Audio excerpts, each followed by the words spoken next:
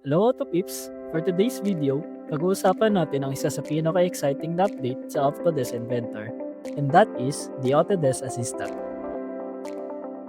Basically, ang Autodesk Assistant ay isang AI-powered experience na design para mas maging natural at mas intelligent ang interaction natin sa CAD models. Imagine, instead na manual mong hanapin ang commands or buksan isa-isa ang components, pwede mo na lang siyang tanungin or bigyan ng instruction. Parang may kasama kang colleague habang nagde-design.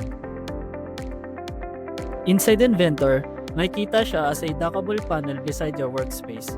Dito, pwede kang mag-type ng questions or requests and the assistant will give meaningful responses based on the model you are working on. One good example is creating model states.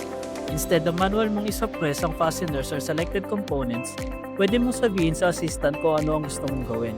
It can help create model states across multiple parts without opening each model one by one.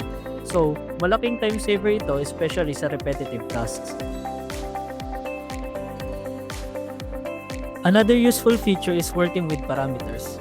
For example, kung gagawa ka ng custom spar gear, kitchen cabinet, bearings, belts, or pulleys, pwede kang mag-prompt sa Autodesk Assistant para i-list niya lahat ng important parameters needed for your design. Then, habang nagmamodel ka, mas madali mong magagamit yung mga parameters na yun sa dimensions and features. Ang pinaka-importante dito is hindi lang siya pang-answer ng questions. The bigger vision is to help automate tasks like gathering data, checking design conditions, summarizing hole sizes, exporting images, and preparing information for documentation. So for engineers and designers, this means less time sa repetitive work and more time para mag-focus sa actual design, creativity, and engineering decisions. So overall, Autodesk Assistant shows us how AI can be a powerful partner in the design process, helping us work faster, understand our models better, and improve productivity inside Inventor.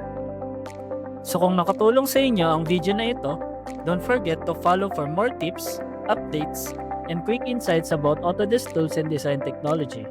Thank you for watching and see you on the next video.